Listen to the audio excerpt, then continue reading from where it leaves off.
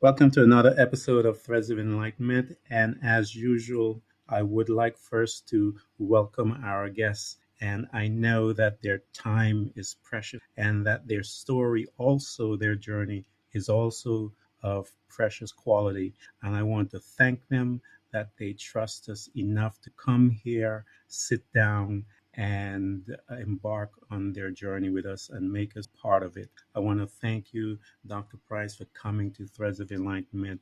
Welcome to the show. Thank you so much for having me, Ken. It is my pleasure. I could not wait all day. I was excited to have this conversation. Tell the people about how they can reach you. What are the things that you have created by which you teach or serve? As I always tell people, we have that, we are given the gift of service. So talk to us about yours. I have created several programs that take someone from a disempowered state to an empowered state around alcohol. So my most popular program is called Drink Less Lifestyle. And what I teach there and in my podcast is about tools where you can stay empowered, where you have control again, and you reach this state where you can just take it or leave it with alcohol. It's not necessarily avoidance, because sometimes when we take things totally out of our lives, initially the brain will want them and we will crave them more. And I rather come at it as a focus of we just don't need it and crave it in our lives anymore. And if we choose to have it, we have that power to stop after just one drinks. That is the power of choice. And we're going to get into that because that is a beautiful thing. Because a lot of people just drift and they live their life drifting. And when you introduce the power of choice, it is a tremendous, purposeful type of living. It's different than just drifting back. Doc, I want to talk to you about your childhood. This is the place after your mom and dad kissed this beautiful girl that was born in the hospital, and they're bringing her home.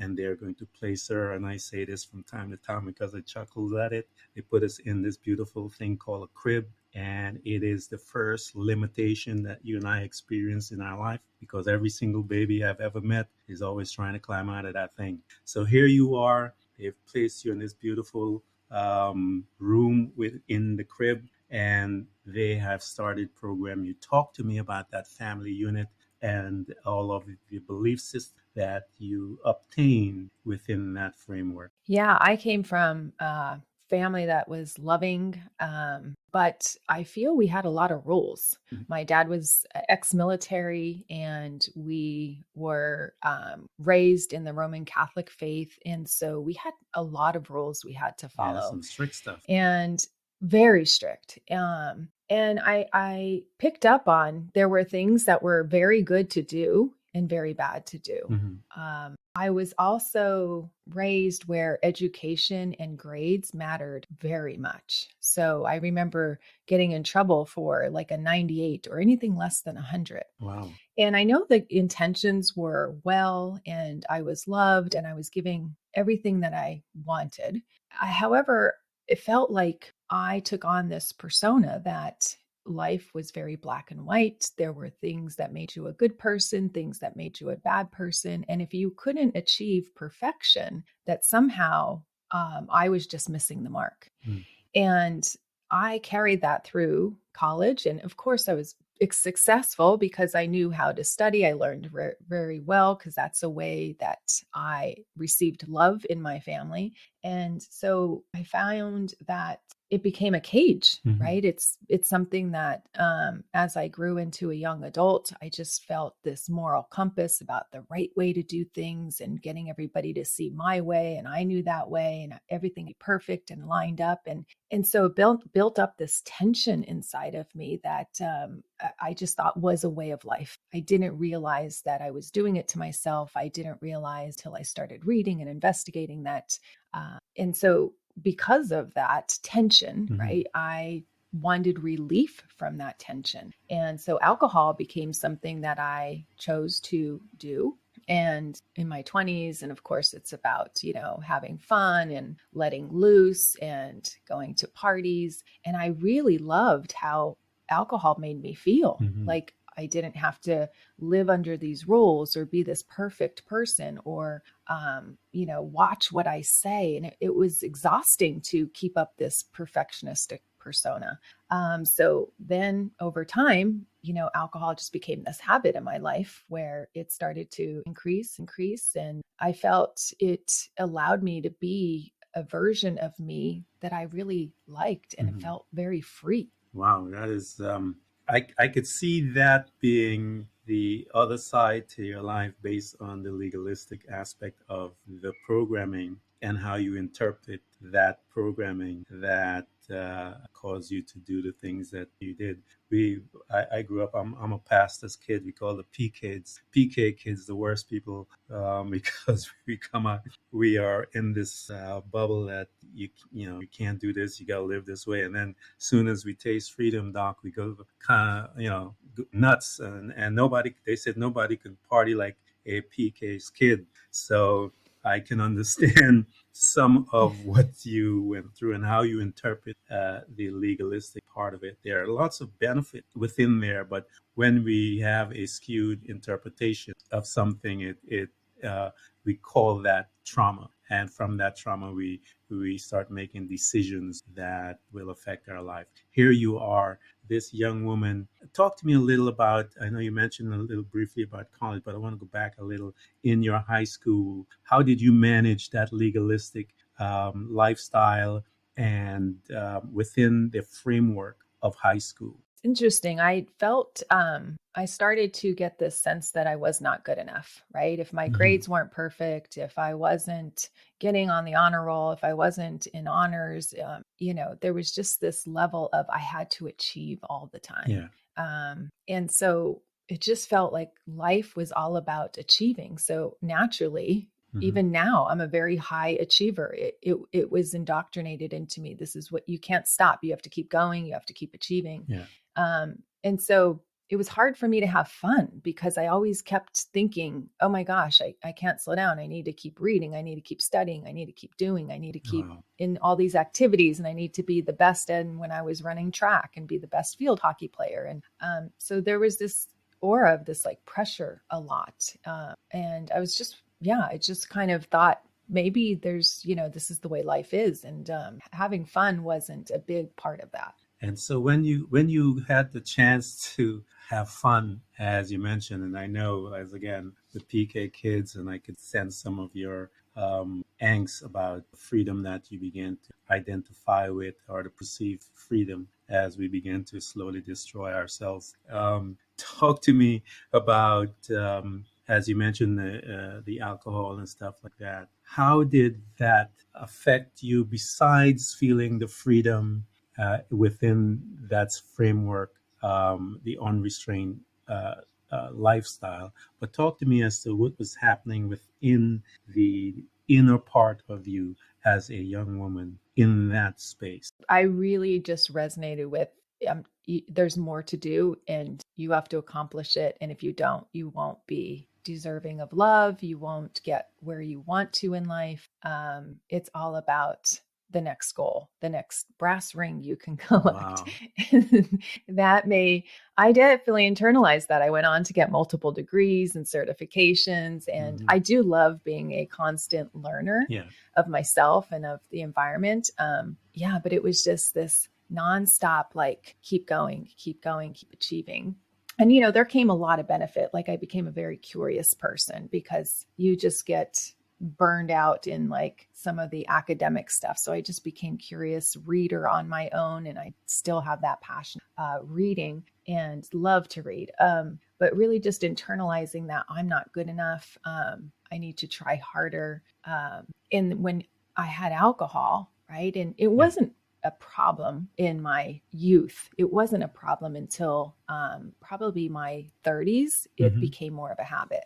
Yeah. I used it in a way that just allowed me to release myself, like let my hair down, not care about anything, have fun, because I didn't know those skills without alcohol. I Mm-hmm. needed this liquid in my body to give me that permission Yeah. to go ahead and just not care. So that's where I wanted to bring you, because As you began to indulge, as they say, you walk through, what made you choose, first of all, what made you choose the profession that you are? Where did that come about within your Ah, journey? yes. So I had a paper route as a child. I had two. And I remember back in You're the day not when you'd go kidding. house to house. You're not kidding when you're talking about just doing something over and over. This is awesome. Go ahead. Yes, it wasn't just enough to have one. So I had two. And I would go, these were back in the days where you'd go to the house and collect the money. Mm-hmm. And I just remember in my town, there was a lot of old people and they would just talk about how their aches and their pains, they don't understand, why they have so much pain and then this condition and that condition. So I just was like, wow, I really want to help these people out of their pain. I want to understand medicine. I want to understand the body. I want to understand how health and how to keep it Mm-hmm. and pills. Basically, I was really interested in medicine and how that helps the body. So it was through my paper route that I became really interested in medicine. And so I went on to become a pharmacist, which is very important to the whole alcohol story because in my Yeah, you should know better. 30s and 40s, when alcohol be right, exactly. As a healthcare practitioner, you know all the statistics, right? Yeah, And so it was this side of me that I didn't feel I can let anybody know about yeah. because my license would be at risk. Mm-hmm. So I never talked about it with a healthcare practitioner for fear that it would go in my medical record and that would be discovered by an employer of mine at some point. Or it would set me up for a precondition, a pre-existing condition. So I knew enough to keep my mouth shut. But then by that path, I didn't know how to get myself help Yeah. and I couldn't help myself. Yeah, I was drinking, like a bottle of wine a night, sometimes more. And that went on for quite a few years. I'd say at least 7 or 8 before I was like, I know this isn't good for my body. My body's not handling it well. I have the mental brain fog, forgetting conversations. I'm not liking who I'm turning into and how I'm showing up for my family. And that's when I was like, I want to get this under control. One of the things that you'd mentioned previously that I wanted to get back to is the hunger for knowledge to know. I think that is very important in one's life, in one's development, the hunger to know. And you had it. I'm listening to your story. All so here you are. You, as much as anyone can say you're successful looking from the outside, will say here's a successful young woman who is on top of her game, as they say, and but internally you're having this conflict, and I could see the dichotomy between the this young girl being in that strict, and your profession is also coupled with some guidelines that you cannot behave a certain way, and yet you are secretly drinking a bottle of wine. So now talk to me as this professional woman that is drinking, and she begins to say, wait a minute, I am not performing to the best of my ability. I need answers. How did you begin that search? Where did you go? And was there an incident that took place that forced you in that direction ASAP? Yeah. So I struggled when I was looking at the traditional model of Alcoholics Anonymous, AA, or complete abstinence. Mm-hmm. And I struggled for a few reasons when I considered that as an option. First is I didn't want the end goal that was promoting, and I didn't want total abstinence. Mm-hmm. I wanted to be more powerful than the alcohol. I wanted to be able to be around it, not change my friends, or not, or having to avoid bars or restaurants because alcohol was present, Yeah, right? yeah. I felt that was still a powerless kind of state. Mm-hmm. And I just wanted not to be fazed by it. And if I had a drink, I would be able to stop, Yeah. kind of like I used to be able to do in the past. Mm-hmm. So I wanted to explore if there was a way to get there. And so this concept of powerlessness always didn't sit well with me because I knew God had given me a brain and he gives us, he gives us the gift of free will Mm-hmm. where we can choose for ourselves. And that felt good to me. Mm-hmm. So I wanted to explore if there were ways I can do that. So I started doing the research because I started to think, okay, alcohol is just like my profession. It's just a drug. It's just something we do to self-medicate. So I'm like, okay, let me just get over the shame and over the powerlessness around this and just look at alcohol as a drug. What does it do when it enters our body? How does it affect our brain? How does it keep us in that habit mode, right? Because it lights up the reward center of the brain and if we crave it more, just like sugar, just like heroin, Mm-hmm. just like smoking, right? So once I saw it as this substance that has this effect on the body, I just broke it down like a scientist and started to shed back the shame. Now, also on this journey, I was looking for help online in a confidential way because there was no way I wanted my reputation ruined, my license revoked, any of that. That was very important to me since I worked so hard for that. And so I found a coach who can help me online privately, confidentially, to rid myself of this habit. To me, it didn't feel as bad as an addiction. Maybe I was addicted. I don't want to say that I'm naive to think I wasn't.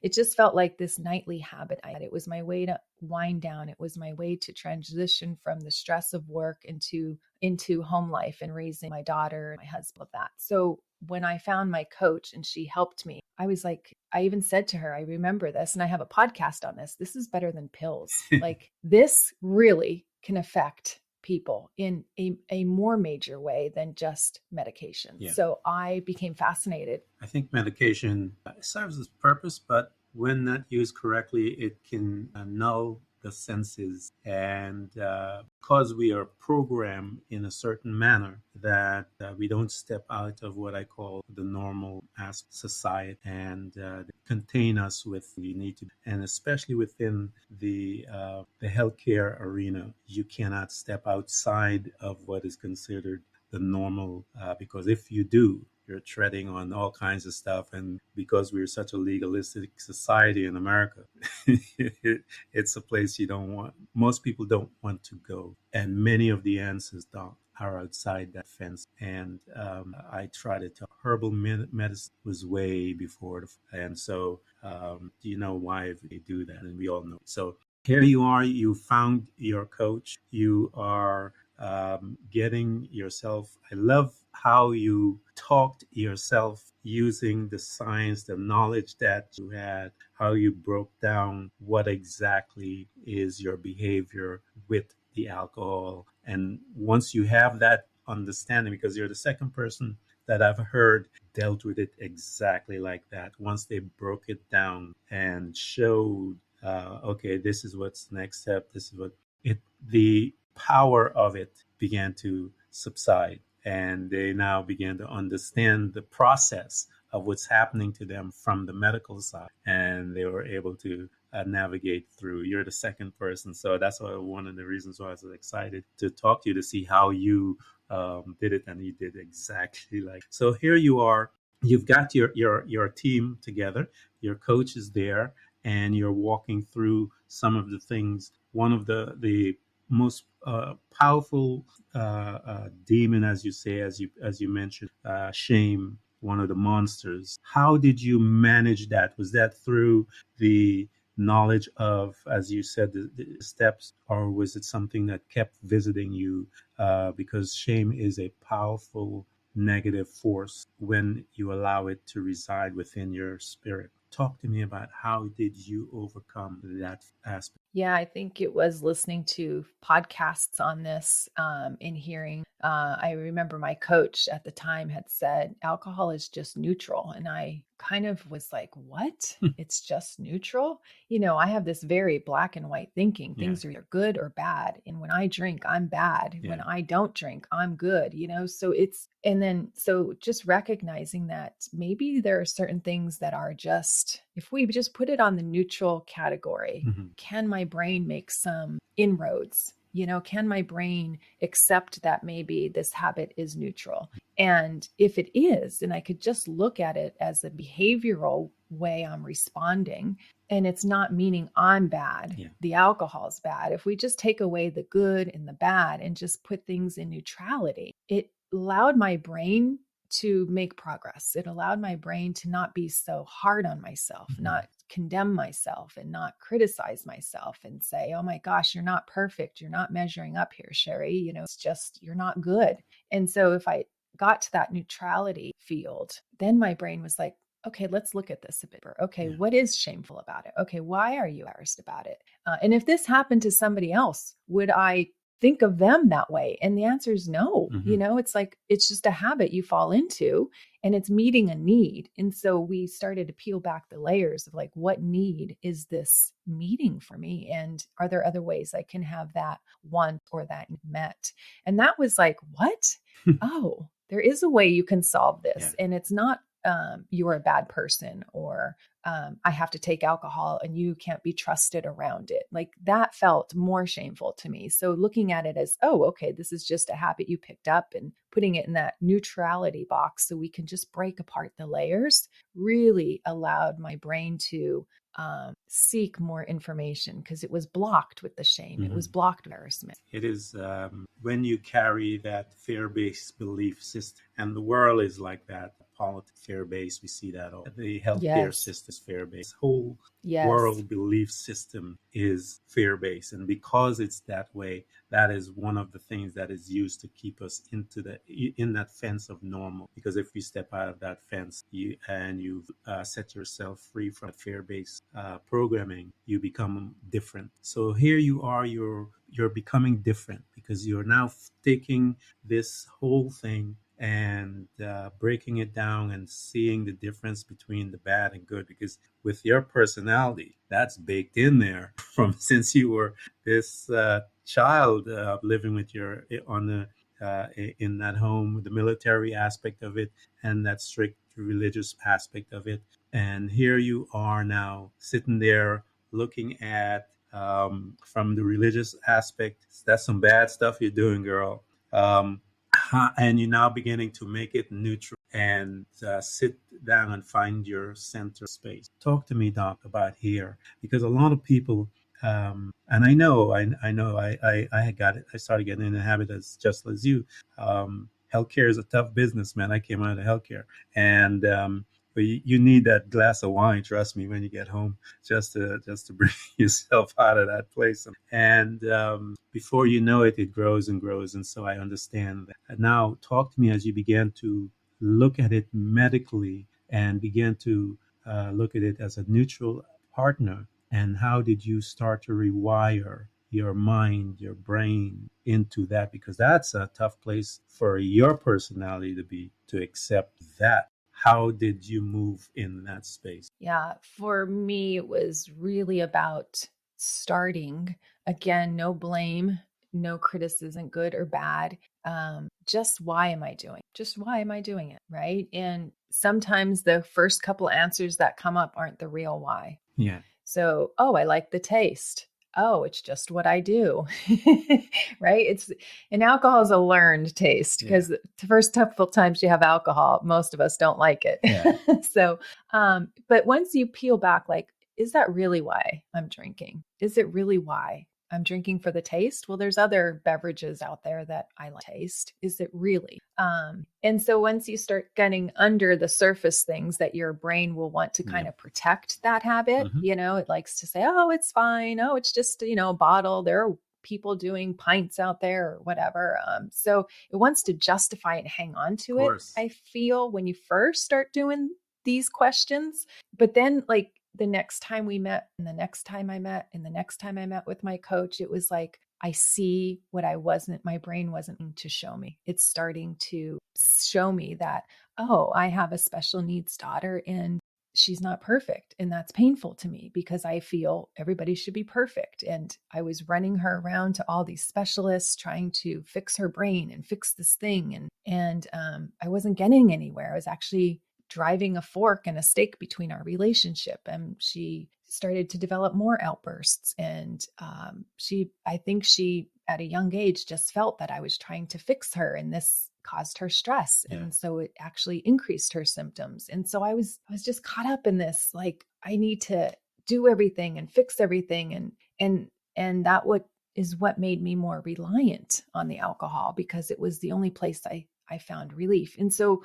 understanding, oh, that's an area of my life that I'm trying to, again, take this perfectionistic way or do your best kind of way. And how can I ease into that? And what is she teaching me as we're going to these appointments and she's getting worse, right? So just that stepping back, that awareness, because I was such on the go, go, go. Yep.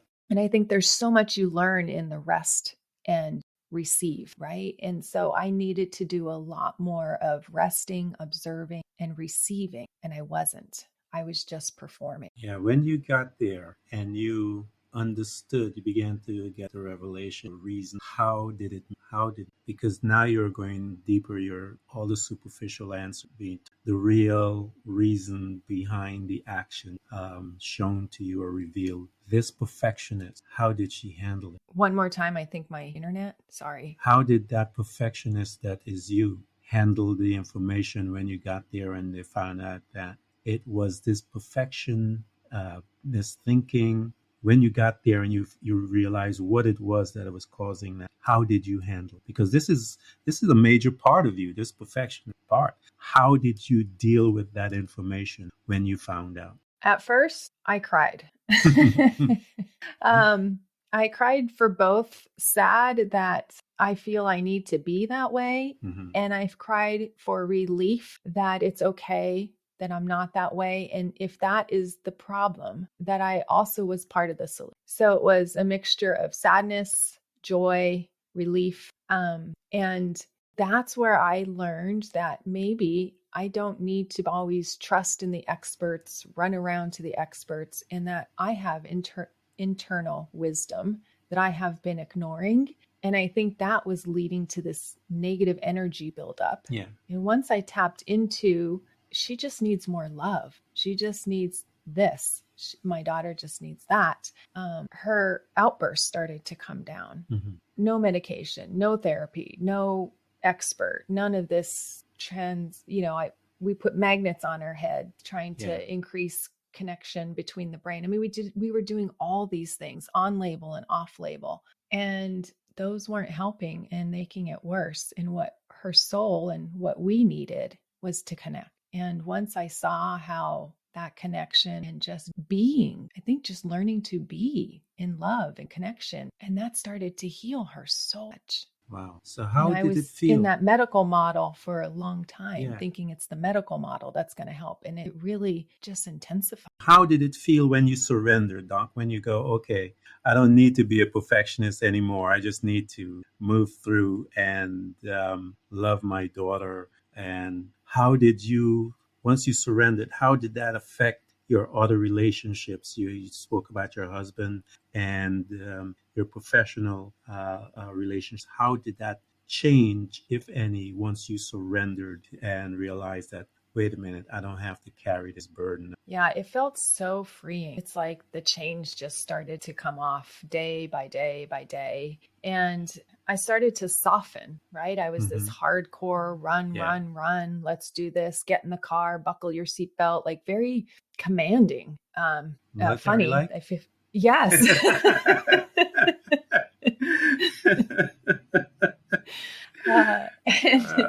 And that was like the mirror moment. You're looking at yourself going, oh my gosh, I'm parenting the way I didn't want to parent. It doesn't feel good to do this. So just softening into, okay, the emotional side of a human being is extremely, especially during development. And I was missing that. And so it was really nice to invite that part of myself back, connect with that part of myself so I can connect with that part in others. Yeah. Instead of just treating people like my to-do list. Yeah. The human experience, we are an emotional being. The Bible spirit would breathe into when God kissed this mud, that man became a living soul, and the Bible tells us. And so we are a powerful being, emotion, and that's why we emotionally attach trauma. When something happened to us externally, we will attach our emotion to it internally, and then it creates all beautiful monsters as we begin to play that tape over and over within our mind that we are less than the less than playlist, as I tell people. Change your playlist, your life, just change your life. As you begin to move from that place, because that must, and I could see it in your face, the liberation comes differently than you had with the alcohol. And so here you are experiencing this new liberation based on relinquishing a perfectionist mindset or belief system, and you begin to experience, enjoy a degree of newness within your life and joy and happiness. So here you are. You've started on this piece where you're moving. Talk to me about how it started to. You mentioned your daughter began to change. How did your, because it always comes, I tell people, fix you first. The principle is to fix you first, and as you fix you, you're able to. The principle is that you're going to love your neighbor as you love you. So you're fixing you. Talk to me about your neighborhood, meaning your family, your kids, your friends, those places.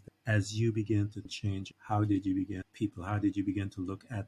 How did you begin to look at? How did you begin to at all of meeting? It's kind of like I come back to this word for me, because I was stern and driven, and I just feel this softening. Now I'm still quite driven, but I have a softening to it all, where they're just, I used to call walking into a bar, and behind the bar with all the beautiful bottles, I used to call it, look at all that candy.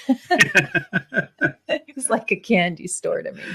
I can make martinis and cocktails, and it just felt like, wow, look at all those pretty bottles. And then I just naturally would keep glazing somewhere else in the restaurant. It wasn't like a fixation. It wasn't like, gotta have it. Can't wait to sit down. Can't wait till somebody comes to my table and offers to serve me, right? It wasn't this, I'm constantly moving forward with an intensity. It's kind of like, oh, let's just enjoy the experience. Let's enjoy the human experience a bit more. Yeah. It's like, I know we use this word and I think it's overused, and that's why I'm trying to use other words. It's like being more mindful and present. And I know for me, when I hear those words, I'm like, oh, I just glaze over them because they're overused. So it's just like a softening into what is, and not this constant need to excel or get my emotional like relief immediately, and how I can learn tools to do that with my mind is get into that space. And that was something that was never taught in healthcare. And we weren't supposed to experience emotions, right? You're supposed to have these difficult conversations with a poker face with the family. And that just felt very unsettling. It's like, I want to be sad because we have to make difficult decisions. And so emotions weren't safe growing up for me. They weren't safe in the healthcare system for me. And so learning how to be with them in appropriate ways, right? Like not saying you go in and you cry, you're not just dramatically different, but there are ways to let down and areas in your life where you can let down. And it's not a reliance on something outside of you to get there or do that. And my relationships with people are better, right? It's not like I'm so hurried. I don't know. I just feel that there's this like more space in my life where I'm more calm. That is beautiful. That's a great place to be, because you can allow a nurture. It takes it's like a nurturing place where you can breathe, you can have a conversation and engage with someone. When you received your gift of choice, how was that? How liberating was that? Because again, we had it earlier about that space of where you get to, where it was no longer a dominant force in your life. When you got there, how was it? Do you remember the circumstances, the situation that when you got there, wow, I'm actually here? Do you remember that? Yes, it's like going out to dinner was a big one. I've always loved to have fancy cocktails or fancy wine. And it's like, I just don't want it. How is this possible at I've come into this place so many times. I have my favorite dishes, my favorite drinks, and it's kind of like, yeah, I just don't even want it. Yeah. And to go days without drinking is like, what? Who am I? It's Yeah. almost like you're in shock of yourself. Wow. It's like, wow, I love, and then you just stumble upon things in your life. You stumble upon people that you have meaningful conversations and you share, like I share my story. Wow, it's amazing. And you get them thinking. And then, friends come back and say, hey, can you share a little bit more? Because Yeah. that's where I'm at on my journey. I just feel that God and just brings to you how he's using that hurt as a light in the world. Hmm. And then it just started to intensify in my stomach. Like I felt this, it's like a burning. I hadn't planned to leave the pharmacy profession ever. I Hmm. loved pharmacy, but kept growing that fire in my belly. You need to do this for other. You need to put this out there. Yeah. There are so many people struggling with you that it's your voice that's going to help liberate them. I need you to work for this cause. And then Yeah. it's like, I couldn't ignore it anymore. And yeah, so I left pharmacy to coaching, help women on their journey with Mhm. freedom around alcohol. It's a great and not fearful. Yeah, it's scary. Oh, it when was scary. I know exactly what you're talking about because the same happened to me. I was in the professional aspect of working and all that stuff, and I kept putting off. I kept feeling this pull that was there for many years, and I kept talking myself out of it. Actually, talking to God, saying, because I was a single dad with my boys, and I'm like, well, I have to provide for the boys, and I had all kinds of excuses. And then I came to a space where I almost died. I'm laying there, and I'm like, okay, I got your message. I'm not going to go out this way. I am going to let's do this. And some people are stubborn like me to that point, and so. But he'll meet you where you are, and so he met me in the hospital in ICU and shook me and says, "Are you ready?" And I got up and left. And I know the fearfulness of leaving because all your security, that again, that the world tells us that this is how you're going to hold things together. And when you have to leave that secureness behind and pursue something that needs to be given birth within you, that God is telling you it's time to give birth. We are now embarking on the Bible, that walk of faith where you don't know any taking step. So here you are, you've taken this step, and you move forward through into this newness of being. And I believe that there's a scripture that tells us the reason we went through whatever we went through so that we can now minister to people in this aspect. And being in the corporate America world, I know thousands of people were just like you and they would see me walking into my favorite bar, and they would have my drink ready for me before I even come in. That's how they knew me. I would walk in and as I'm coming in, the bartender sees me, my drink is made before I'm even there, just pick it up on the table. That's how. So I know exactly thousands of people. And those of you that are listening to this podcast, I want you to get in touch with Dr. And I know that many of you are in this space. And you're having this conversation of, well, I'm not an addict. I'm not a drunk. We know all those conversations. We had them. But I want you guys to reach out to Doc so that she can talk, so she can engage with you, get into her classes so that you can be free to become who you were meant to be while you're here on earth. It is some beautiful. Doc, thank you for coming by Threads of spending time with us. I deeply appreciate the story. Thank you. And I just want to leave with there's a verse in the Bible that really resonates with me. It's from 2 Timothy verse 1:7.